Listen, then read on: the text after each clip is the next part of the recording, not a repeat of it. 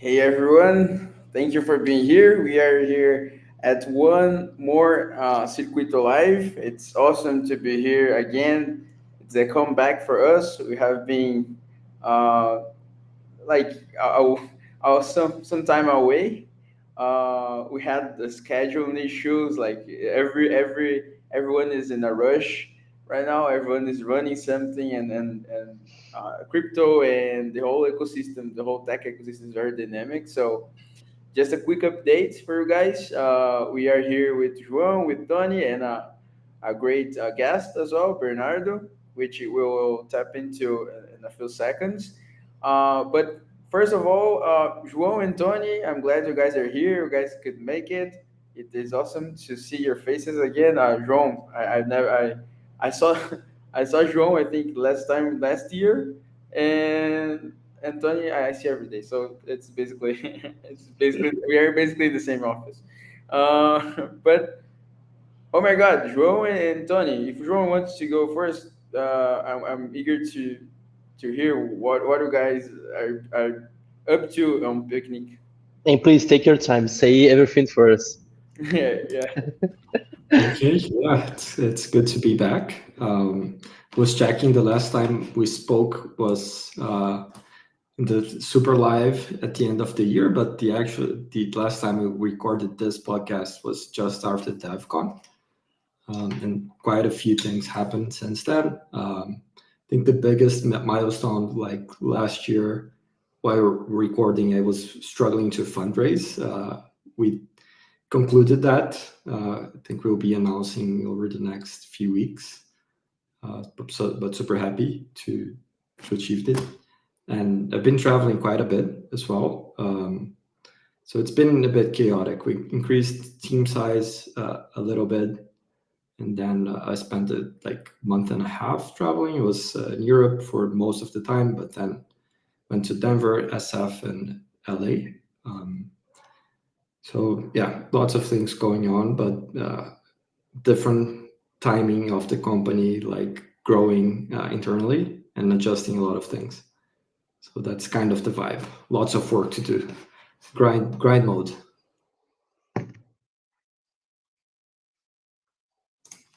But that's it. Like if you have any questions, happy to deep dive. But that's the high level overview. Nice, nice. Congratulations in their fundraise. And I think it's we have discussing a lot the fundraise process. It was very hard, and sometimes we didn't believe it that like VCs were interested at all in what you guys were building, right? And then at the end of the day, it was like their own ecosystem, I would say, to ask for money, and the ecosystem, like the Brazilian ecosystem, the VC Brazilian ecosystem didn't saw the opportunity, but I think that in Europe was kind of different, right? Yeah, that was kind of our experience. I think one of the key takeaways from last year and this year is that I need to spend time outside Brazil. I was trying to spend at least half a year out, but that it like to grind. I think it's better to be in Brazil. So that's been a tough thing to balance. But yeah, being outside Brazil definitely was super valuable to me and to Picnic. Curious to hear about Nice. Bernardo. Congrats. He's right in the middle of where things happen. So very curious about that side of things as well. Nice. And you, Tony, how's So glad to everything? be here to see João again and let's see see every day, every week, and good to see and with our new guest, Bernardo. So I've been working a lot in this new position as a CEO at Moik. I think new challenges, new visions, seeing like how my previous experience in tech and product management and all the AI stuff and technical side, how I can switch and apply all the expertise, methodologies, and technologies to improve the process of our professional service company.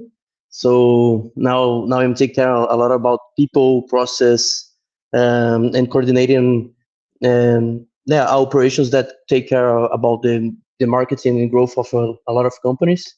Uh, Moik, it's in the Web3 space and AI too, and we are testing a lot of new servers. We are producing content, doing testing XZs and QOL stuff, and a lot of strategic side, helping the products and the companies see how to communicate and create narratives that engage the community and pass the messages and connect with the people to, I think, to evolve the principal metric that João says a lot, that's retention. So I think that this is now our goal: how to create retention for the products, how create a communication, a clear communication of all the milestones and constant engage the audience to create this retention. So it's been Nice. awesome. Good to work Perfect. every day with yourself. Me too. Me too. I'm very honored to have this part of this team. Let's go to Bernardo, our special guest for today. First of all, Bernardo, if you want to introduce yourself, I've been following you as a founder for a long time, even before even being a founder. But I think your story is kind of amazing. I saw it happening through time, but it is amazing. You are now in the aisles of the storm, as John said. Like Silicon Valley is the, I think, the mecca of the whole tech world. So let's see. First question: how was Y Combinator? Like you ended Y Combinator right now. How was the cohort? If you want to say a little bit about it, feel free. Okay, sounds great. Yeah, I'm Bernardo, the CEO, one of the co-founders of Blindpay, a stablecoin API for global payments that are processing over $3 million per month. And like the before I talk about YC, like I really appreciate the invite. Victor like has been following us for a long time, and I didn't like make the research about João, about Tony. So like the first time talking to you, so it's going to be pretty nice, a pretty nice conversation. And yeah, talking a little bit more about YC.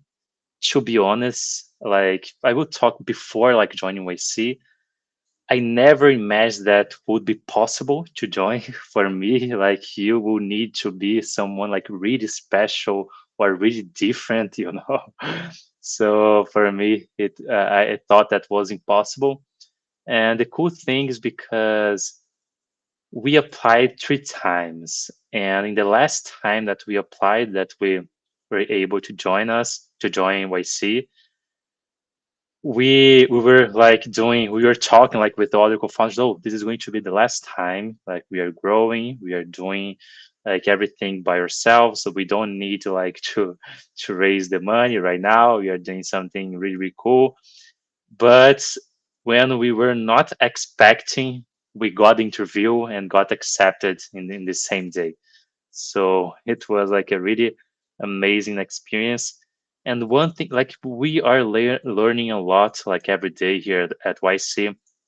But one thing that they did a pretty good job is to create this environment, this energy that like you were talking with like the best people in the world, like the next generation of startups, the startups that will change the world in the next few years, you know. So they create this kind of energy that you are not afraid to talk with someone. You're not afraid to meet people, even that they are, even that sometimes you have this feeling that, oh, this people is too much for me. How can I talk to him, you know? For example, the founder of Airbnb, the founder of Coinbase. So they create this cool energy like in this space. And yeah, like we learn a lot from YC. So like the process, like it's pretty straightforward. You live here in San Francisco for 3 months. Like on the 2.5 months that you are here, you have a lot of like meetings every week with the YC partners. You have a lot of conference like from the previous founders that went to YC, and like you learn a lot from the industry, from the founders, from the YC partners, and you have some kind of like a pressure. You have some goals that you need to hit. So those goals, like it's not mandatory to hit, like won't change anything if you hit or not. But if you hit those goals, it is easier to raise like funds. It is easier to talk with investors and like raise a new round.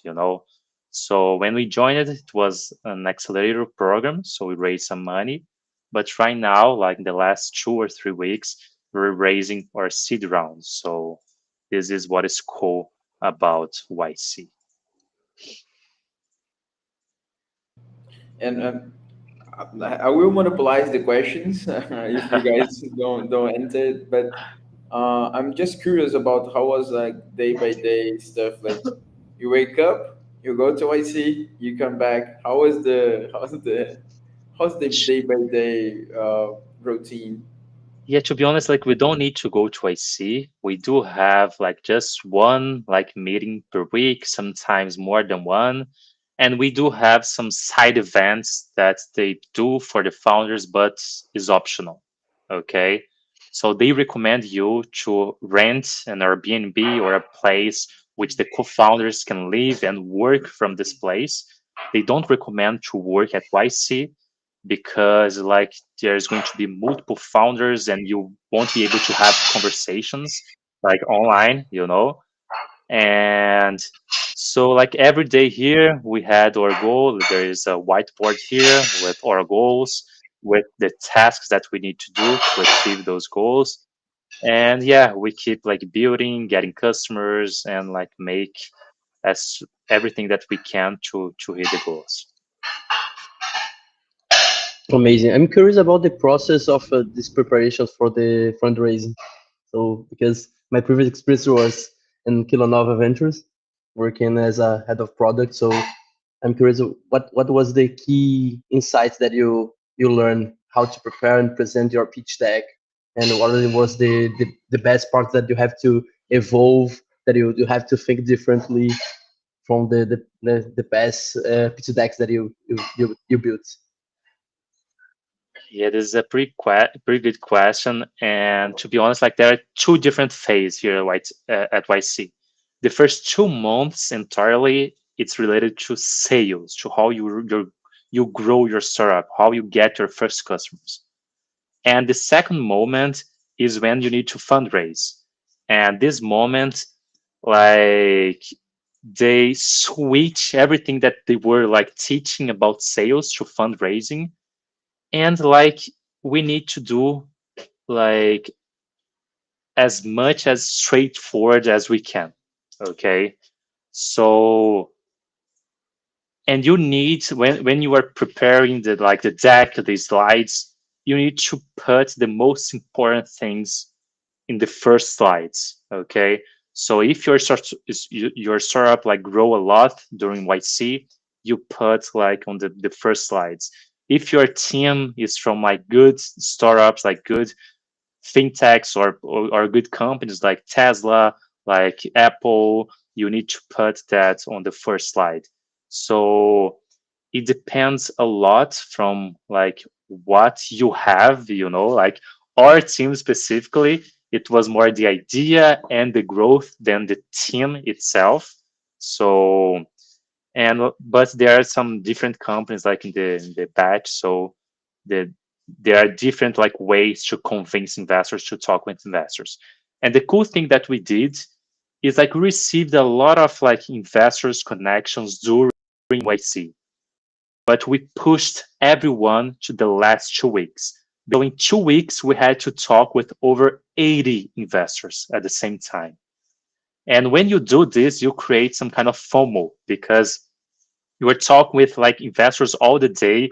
One investor write a check, and another one knows that the last one wrote a check. So you create this environment of FOMO, and they like are discussing or like may, maybe fighting of how it's going to who is going to join first in the round, you know. So for us, as we did a pretty good job when it comes to sales, to growth, the conversation with the VCs was so much easier. And in our case, we are one of the fewer fintech companies in YC. So 82% are from AI. There is a 10% related to hard tech, and there are just like 4 or 5 companies related to fintech and stablecoins. So, and usually like investors, they have theses. And as we are competing just with a few companies, it was like, I believe it was easier for us than other startups. Amazing.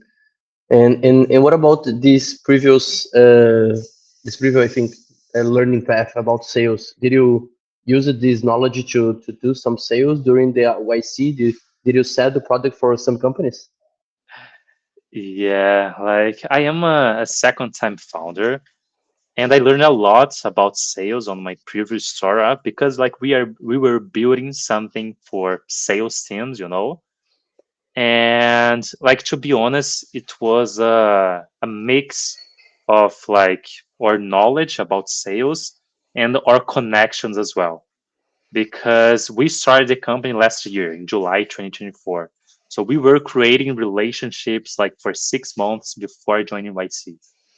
And when we joined YC and we had the goals that we need to hit, we try to talk with everyone that we talked like previously to check how we could grow like really fast, you know. And this made us like to hit some goals, not all the goals, but some goals that helped us to raise money.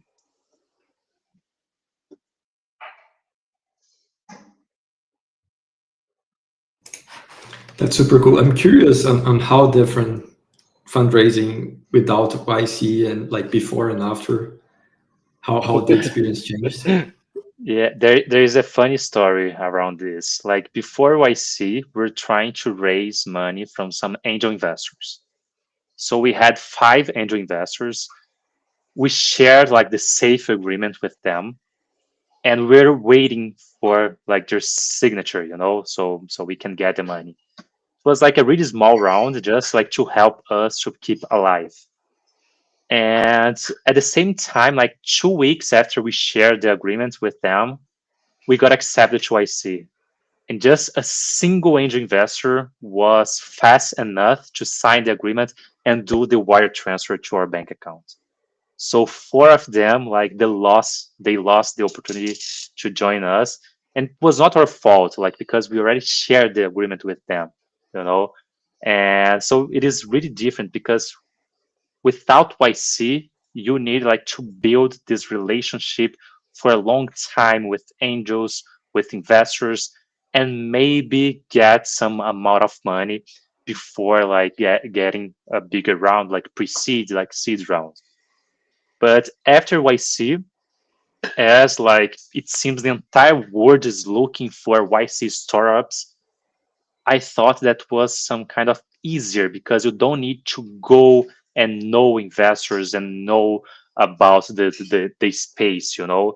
They are coming to you. Your job is just to like be clear in your communication, in your numbers to the investors, and they will invest in your startup.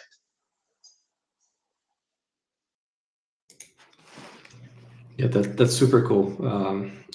Yeah, we applied a few times to IC, but we didn't get in. So we did it like the hard mode, but it makes a lot of sense, and happy that it went well for you. One thing I'm quite curious, like if you were to pick a few things that where reality didn't meet expectations, either way, like something you imagined about YC and then you're living it day to day, and it's actually really different from what you imagined. I'm curious to get Do you that mean sort that of. that didn't beat the expectations or meet the? or met the It expectations? maybe surpassed a lot, but like was different. Not in terms of like being worse Oh, or better, but just different. oh, okay. This is a great question. Like to be honest, like I did a lot the startup school from YC, so I I was like expecting like already like good things about YC, but something that I didn't expect is the way that they are helpful. Okay, so there are like 174 startups on my batch, and they are really helpful to all of them. So, for example, I didn't ask for this, and our YC partner, they introduced us with the founder from Bridge that was acquired by $1.1 billion. I could like meet the founder from Bridge in person. He was like a really nice person, and he introduced me to the founders from Brex, and I Oh could my meet. god, Yeah, I could meet like Henrique. It was not in person; it was online, but I never imagined that as well. I love And them. yeah, and another funny story. This like blew my mind because we were in the demo day that happened in the last week to like present the idea for thousands of investors there. And one of the YC partners of our partners, like he mentioned that someone like was trying to talk with us. And he mentioned, and I was okay, yeah, let's meet this person. Like it was a in-person event. So yeah, let's meet this person. And I asked him, who is this person? Like, is someone like special? Because like he was talking like very like how can I say in a lower volume, you know. So then who is this person? And he said, "Oh, he's the founder of YouTube." And I was wondering, like YouTube, like the band, you know, like the and he mentioned, no, no, no, the founder of YouTube. And I was, oh my god, the founder of YouTube, like those guys still exist, you know? I thought they were like low profile, you know? Oh yeah, the founder of YouTube, he wants to meet you. And I was, oh my god, I don't have clothes, you know, to meet this guy. And I, This guy existed.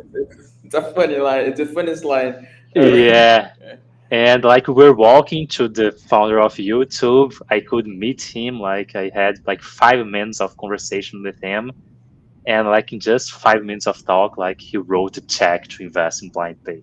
So like I was never imagining that, you know. So there are some experience that you can only have, I think, if you are here, if you are on this space, participating on this like big event, you know. So yeah, it was really amazing.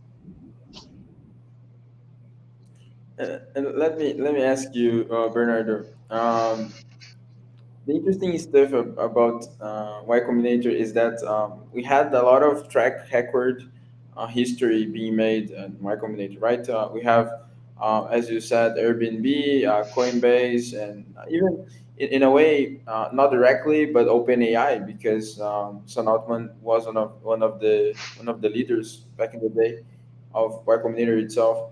Uh, but it is interesting to see, like when I said it was the mecca of the tech world, I was that wouldn't.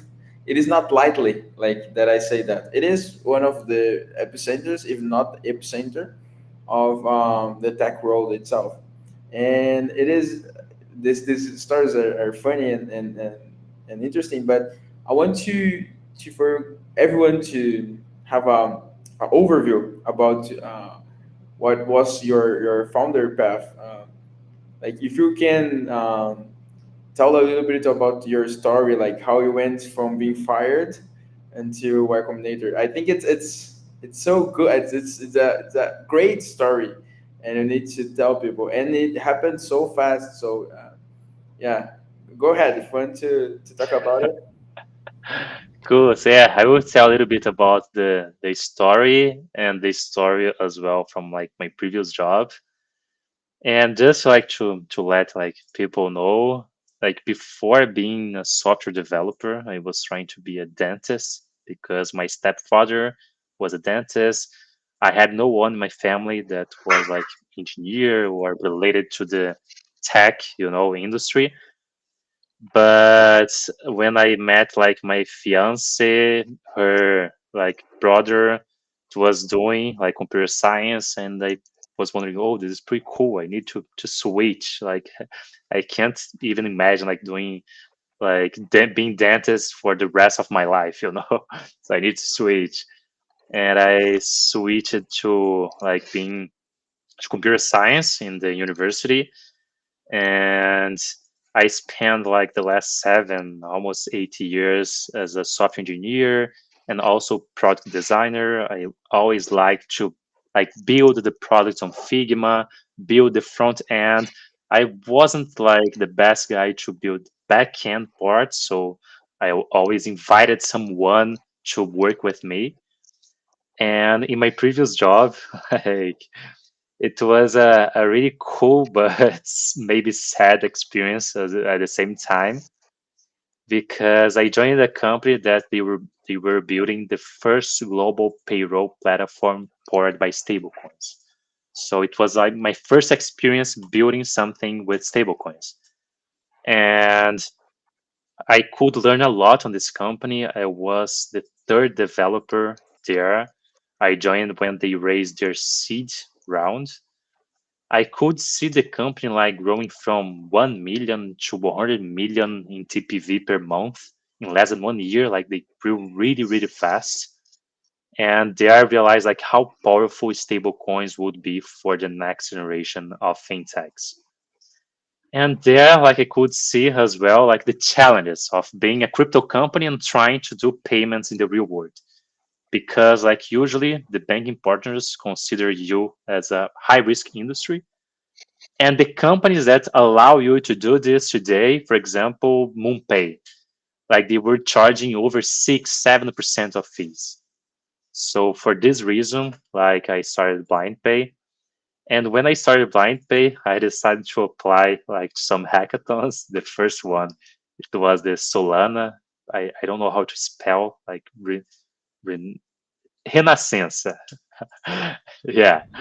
And when I apply and I start to share everything about the project, like on my Twitter, my boss, like it was this story was like a pretty like funny story, because I was in Outback with my fiance and two friends, and my fiance mentioned that, oh, like the life so calm, like uh, w- I want to like get some news, like to change the life a little bit, you know.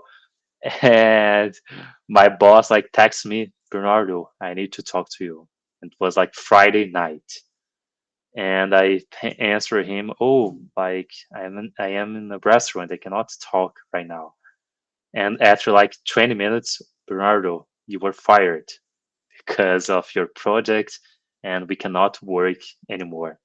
So yeah, I got fired like by text from a previous boss, but I realized that maybe it was an opportunity like to do full time some cool project that I was like planning, that I was building, and it was like a pretty cool moment to build this.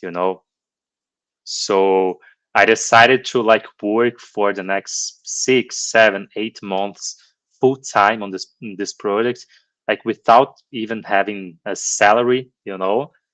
And while I was building the project, like I I I didn't have to put a lot of efforts to like make people know about the project, because it was a really cool like thing to build, that people were like reaching me out like to talk about the product, to the project, and like learn more about the project. So, and when I started to do full time, like to don't be 100% like alone, because I was doing like with another person, but this person was working at the same company, and this person like begged to my boss to keep in the company and leave the blind pay, and I had to build like the company alone at that moment, and like to don't be 100% like alone. I started to do like daily updates on Twitter. And it was kind of like a company daily, but I was doing by myself. So every time, oh, I did this and I need to do that tomorrow to like keep like pushing the company forward. And like the project was getting more like recognition. People were like following me on the social media, and there I could meet like a lot of cool people, and one of the cool people that I met like turned to be my co-founders. So now we are four co-founders. Two of them like I worked together in the past. Gabriel, our CTO, I worked with him 5 years ago. We worked remotely for US companies from Brazil. Gustavo, or CPO, we work together at PicPay. Like he's very well known on the crypto space as well. He founded Droppool, and Gustavo introduced me to João. João, like, is really amazing. Like he founded a crypto company as well, Base, that's like did a pretty good job. And in the first time that like I talked with João. I was wondering, oh, like this guy is pretty amazing. I need to bring him to BlindPay and work like pretty close to him. So now, like, we are four co-founders. Like the team like is growing a little bit right now, but like it's really fun. Like how the startup like formed, because it was not a formal invite. Oh, I met this guy and I need to send an invite to him. Oh, do you want to work for me? Like, do you want to build buying page? No, it was not like this. Like the like things happened. So I didn't have to invite them to join us. They offered to like help me, and it was like a really natural approach. So yeah, this is how the company was formed.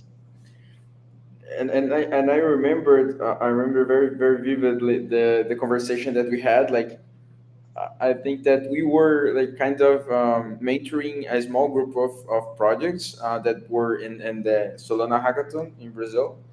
And I remember Bernardo was one of the most interesting one, because um, you had the pitch deck very very aligned. I would say the pitch deck was very great, and like most teams didn't knew how to create a pitch deck in the first place.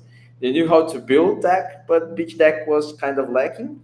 And Bernardo already had a working pitch deck, and I remember when you we were in a call, and you said, "Oh, that something happened," and it was like I think 2 weeks to end the hackathon. The hackathon, for context, for those that don't know, are 1 month long hackathons, the Solana hackathons. And I I was kind of I was talking with Steven at the time. It was from the super team as well. Man, I think we lost. I think we lost Bernardo, because he's alone right now. We have 2 weeks to go, but it is in the middle of the storm, I would say. And when you started doing the updates, I noticed that that was something that was the right strategy, because you kept going with the project, um, making it professional and seriously, like you were there, and building public, like that's the master of building public here, right? You can't build more in public than doing daily updates on Twitter. That's the and Yeah. yeah, and Twitter granted you good co-founders. Actually, I remember that I went to Vitória, which is the city that you guys live, Gustavo and you. And I was there because Gustavo convinced Super Team to host an event there. We weren't considering Vitória because Vitória, for those that don't know, it's a capital state, but it's from a state that's not very not very centered, and sometimes it's even forgotten. But it is a cool city. I love the city. But we were like in a conversation, and Gustavo introduced you, and but we were there because Gustavo had a project for the hackathon and invited us to go there, and we had the Java community, the JS community as well, and then we introduced you, and he said like unpretentiously like, oh, Bernard also have a project that might join the hackathon. And I remember that phrase, like it was awesome, and seeing Gustavo being your co-founder afterwards, it's a hell story. Yeah, It's nice. yeah, it was really really nice, and like I never imagined that like things were like, how can I say, like it was so natural, you know. Yeah, I didn't have to like force or convince a lot like people to work with me to be part of this project. Even for customers, like our first customers, I didn't have to do like outbound. It was like leads. It was like inbound customers that, oh, like this project is really cool, how can I integrate this in my app, how can I use this platform, you know. So until And today, how did like, you reach them? Was it as a SEO with a Google search or someone say about the project? no, it was 100% like Twitter and LinkedIn, you Uh-huh. know. I was just posting like every day about the project there, and like people started to reach me out, you know. It was a very natural thing. It was not like Founder led. force, Yeah. you know. Yeah, founder led sales. And Bernardo, let's step into a real quick on Blindpay itself. Like you said that you were in the fintech and stablecoin market, but let's go a little bit deeper in the product itself. Like, what is the thesis behind Blindpay? What you guys were trying to solve? And yeah, how is the product going? So yeah, so Blind Pay, like the one liner, we are a stablecoin API for global payments. And how like we do this? Today we are operating in the US, Brazil, Mexico, Argentina, and Colombia. And for every single country, we do need to have a banking partner, multiple liquidity providers, and handling compliance in every single region. And realize that we are one of the fewer teams in the world that can consolidate this in a single API, a global QIC approach, and providing a really good developer experience. So, like, it's basically an infrastructure layer of on and off ramp in multiple countries at the same time with really competitive fees, because we handle the relationship with banks, with liquidity providers, so we can be really really competitive when it comes to fees and also like developer experience. Can you say where you are bringing this liquidity? Yeah, like there are different liquidity providers for from like every single region. So in the US we do have two. One, like we are almost getting there, is the Circle Mint, so we can convert USDC to US dollars, like one to one. There are a few smaller ones, okay, there, for example, B2C2, that they have an API as well. In Brazil, like we do have three liquidity providers that like we switch between them, like of who we are getting like the best pricing, and we provide like to our customers like the best pricing related to them. In Mexico we do have two, Colombia one and Argentina one. So like it depends for every single region. We don't have a single one that manage all of the regions at the same time. You know, this is something that we need to build internally. Is it B2B2C or B2B? B2B2C. So we do have direct relationship with companies, but you do need to register your customers into our platform so the we can sponsor our licensing or regulatory framework to our customers. Cool. And like for the US, I imagine you receive dollars and you deliver USDC and USDT both. Both. Is the Yeah. stablecoin you deliver is always USDC and USDT for all countries? Yeah, always USDC and USDT for all countries. Right now, we are expanding to Europe, and in Europe, we won't be able to operate with USDT. So it is going to have like some strict rules based on the countries. But US and Latin America, we provide USDT and USDC, and it's both ways. We can convert from dollars to stable or stable to dollars as well. The same for Mexican pesos, Colombian pesos, Argentinian pesos, and Brazilian reais. Cool, cool, cool. And what are the fees for the countries? It depends, okay? So we have like tier levels based on the customer volume. Today, we start charging 0.5% for the US, Brazil, and Argentina, 1% for Mexico, and 1.5% for Colombia. And we can decrease this percentage fees based on the customer volume. Cool, cool, cool. And KYC, what, like you're using SunSub or something like that, or is it in-house? Curious to understand the flows a bit. No, we do have like a different provider that's also a YC company called AI Prize. And we do have the global KYC approach. So we can onboard like people or businesses all over the world that's not sanctioned by the US government. So our AML policy or risk assessment is following FinCEN rules because we are registered as a money service business in the US. Very So this cool. is the only partner that they know everything about compliance and regulatory stuff. Yeah, this is for the KYC and Okay. KYB, but we do have other tools for blockchain screening, for example. For blockchain screening, we have another partner called Cube3. So we can get the risk score in every wallet that we are interacting with. I mean,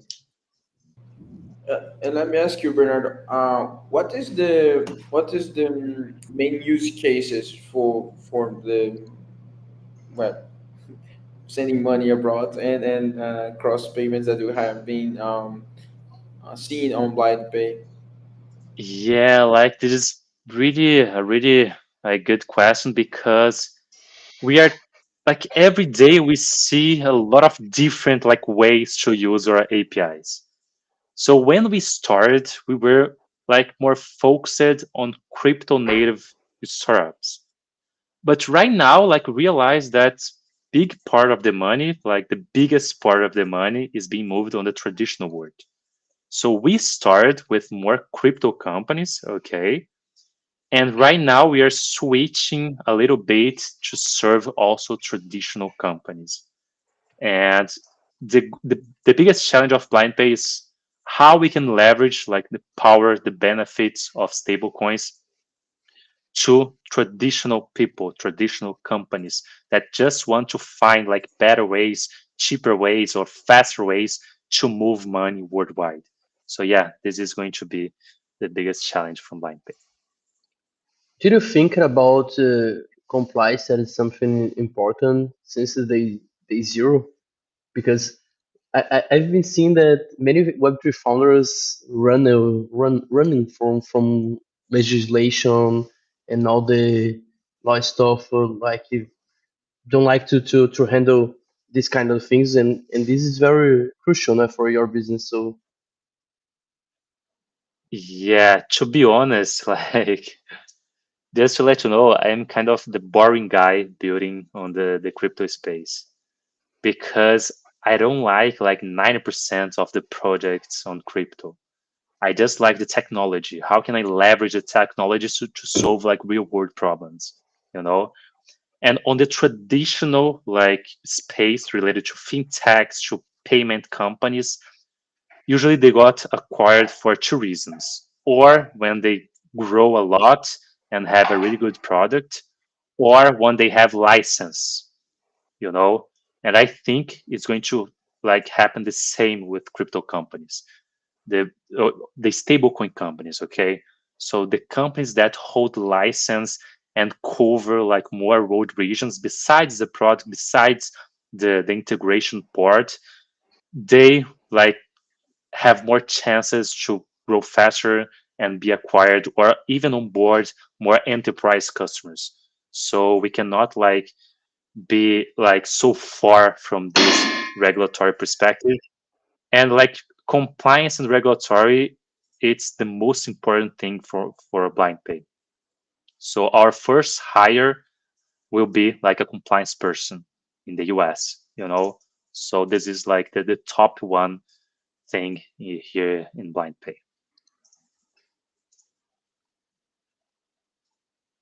And I remember that when you were looking for the license to operate in the United States, because it's one of the biggest markets, if not the biggest one. And I would say it's very important because once you do this kind of licensing, it's easier to be compliant in other places, right?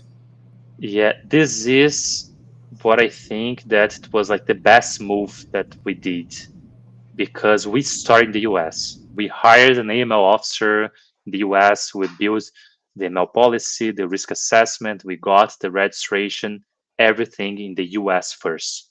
Like we born to be a global company. So when we had to expand to Latin America, Brazil, and after that more countries, the conversation with like the banks, the liquidity providers was easier, because to operate in the US, you need to have a top-notch compliance, you know. So I think like this was one of the best moves that we did in the past. Did you get like an AML officer bootstrapped? How was that piece of things? Uh, Yeah, it it was a mix. Like in my previous job, I was dealing with global payroll with stablecoins. So I learned a lot about how does like the KYB, KYC works, transaction monitoring, blockchain screening works. So I was bringing this to BlindPay, and at the same time, we could like hire a person, not hire like it was some kind of contractor, like a freelancer, you know, just to help us to understand our like business like plan and build the ML policy following everything that we were trying to build.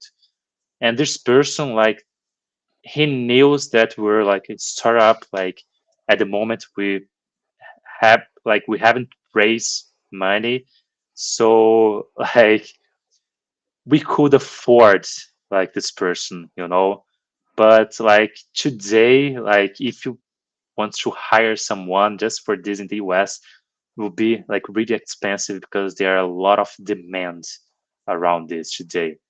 So yeah, we got some kind of lucky to meet this person, and this person helped us. And what is the principal documents that you have to do it in this kind of audits, like UML and what are the other documents? Yeah, like the biggest, like the most important documents are the AML policy and the risk assessment. But besides that, there are a few other documents that usually are related to your AML policy that still you still need to have when you try to talk with the banking partners.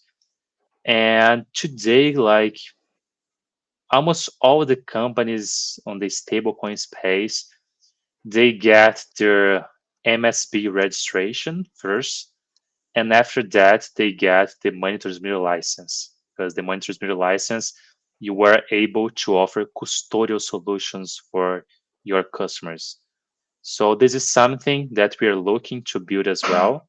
So right now, like just to give you more context, the compliance person that we are bringing, we are is going to be from the US. It is a person that has more than 15 years in the US as a lawyer and as a compliance person for like huge fintechs. So yeah, like we do need to get more license, to spend more money on this regulatory roadmap, but I believe like it's going to be worth it, you know. So yeah, this is our goal. Nice. Yeah. Go ahead, Joe. I was just going to comment that it's super interesting that, yeah, I mean, when you're a small startup, every decision is super, super hard. You have very few resources. So yeah, I was super curious on the like solving compliance, which can be expensive depending on how you do it. I think it's super impressive that you're able to solve it without raising any money and just bootstrapping it. Yeah. And to be honest, like this is why like it's really fun because if I all is that we had to go through while we are maybe like I didn't like person that like don't have a lot of years of the like feedback and compliance like part for us because like I'm a software engineer. I like to build product, you know, but I knew that we had to deal with the compliance. So yeah, like we kept like improving every day the way that we are dealing with this when we started the company. Yeah, and what I feel about compliance, I'm a guy that comes from marketing and growth mainly. So every chance that I see to extract like um, ROI and how you can grow something and how you can acquire customers and lead the narrative on something and spend time on that.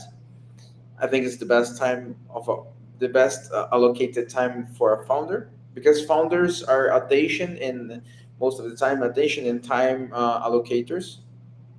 And when you choose to spend time and attention and energy and money, even because it's expensive on compliance, for me sounds very counterintuitive in this startup mindset, you know, because it won't lead directly to ROI, it won't lead directly to growth. Um, but sometimes is the best way, the best is the in your case, for example, it was the best way. But it's very it's for me it's very hard to understand or to feel that to feel that this is the best way sometimes, you know. And yeah, I think most people that comes from that kind of background feel the same way. Yeah, like one thing that kept like pushing me to like be more aggressive on compliance, it's because if you get the story from like the traditional companies on the fintech space, when it comes like to cross-border payments, a lot of them they didn't have like a good product. Maybe they had like a lot of customers, they had a good compliance, they had license, and they got acquired because of like the biggest companies around the world needed that licensing, and instead of like building from scratch, it's like cheaper for them to get the license, to get their customers, and get like the people that's used to work on that specific region, you know. So this was like the decision making process to focus like specifically on like licensing and compliance. I think Ripio did that with Bitcoin trade, if I'm not mistaken, and then became the branch of Ripio in Brazil. And I remember that at the time, some people speculated about the Coinbase acquirement of Mercado Bitcoin as well at the time. And yeah, they the same mindset acquire a framework. You're basically acquiring a framework because It's all licensed. It's the same people. It's the same. They're already there, and um, it's no trouble for the buyer. And you cut a lot of you make a lot of shortcuts. Um, well, guys, we are here with 200 people, 204 people to be more precise. We're streaming in three places at the same time. We're streaming on LinkedIn, in Tony's account. We're streaming on YouTube in Circuito's account, and we're streaming on X slash Twitter in my own account. And the title of the live stream actually is Brazil at Silicon Valley, because the story that got Tony and me interested on having Bernardo here. Not only Bernardo journey that is amazing, but it's what I think what you guys represent being there. We don't have a lot of Brazilians going to IC. We don't have Brazilians going to IC every day. That's the thing. And we have some great founders that really made it into this bubble, I would say, that is Silicon Valley and the whole hub. It is kind of something that we look outside and wonder what's happening there, because there is a lot of stories that have these great founders that come out. One of great founders you mentioned is the Brex guys, and they happen to be Brazilians as well. So for us, it's very interesting to see that happening. It is for I'm writing an article. I told Tony about it. I spent some time in the weekend writing an article that I will probably launch tomorrow morning, very very morning. That compared, like I always liked the term of Brazilian storm from the surf guys, because it wasn't from night to day that they did it what they did. Like we had seven championships, world championships in the last 10. So we only lost three as Brazilians in the last 10 years in a sport that we didn't dominate it. We had four different world champions. It was orchestrated, it was architected, it was not very random. It was natural, of course, it was organic, but it was nurtured. Someone gardened the garden, Someone really put the effort and the energy to nurture the surfing ecosystem to be what it is now.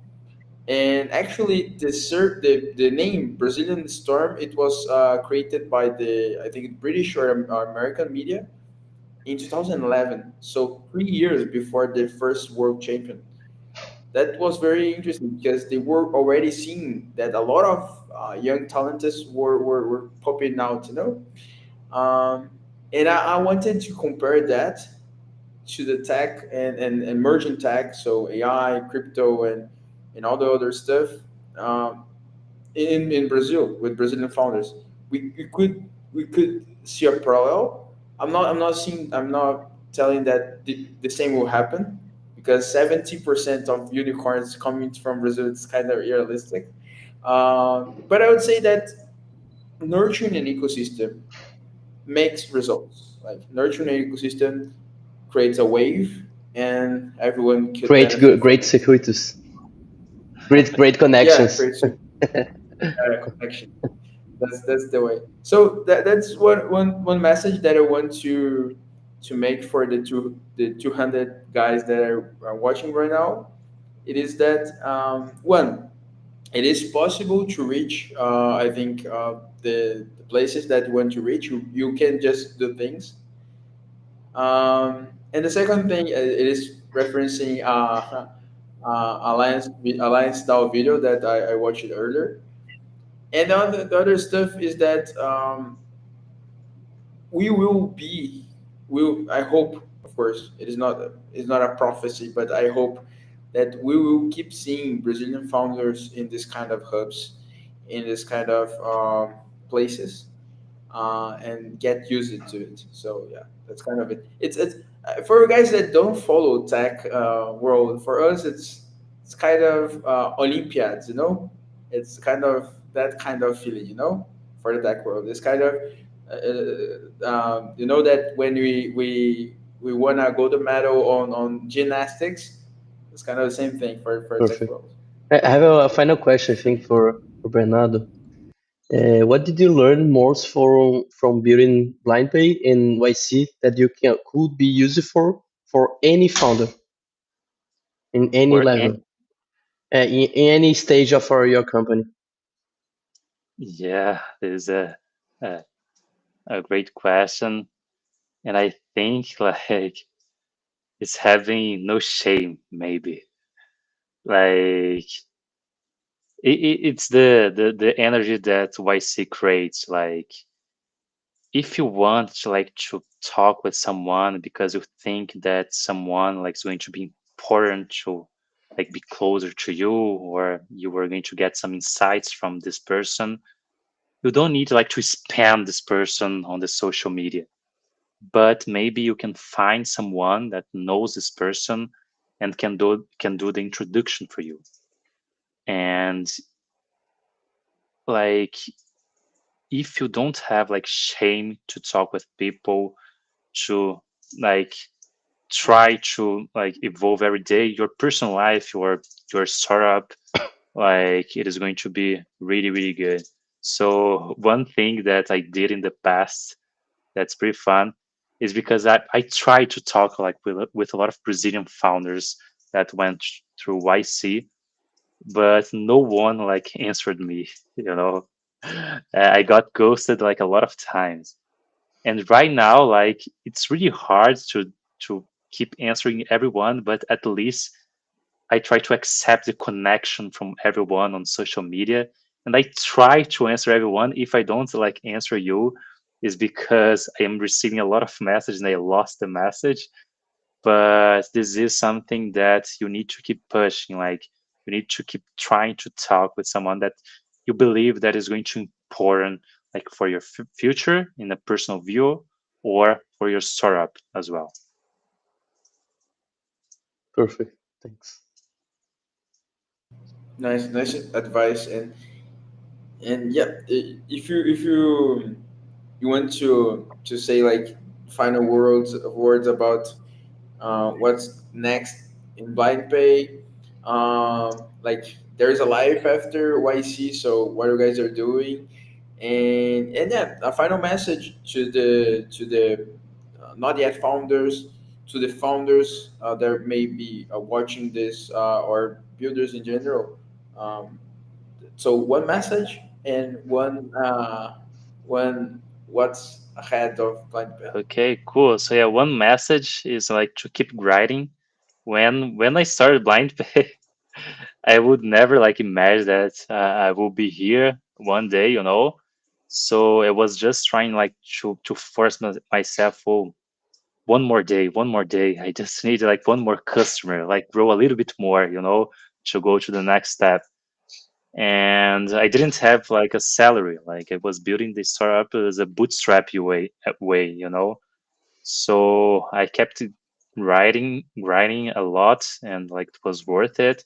So yeah, this is the message. And the second thing that you can expect from us,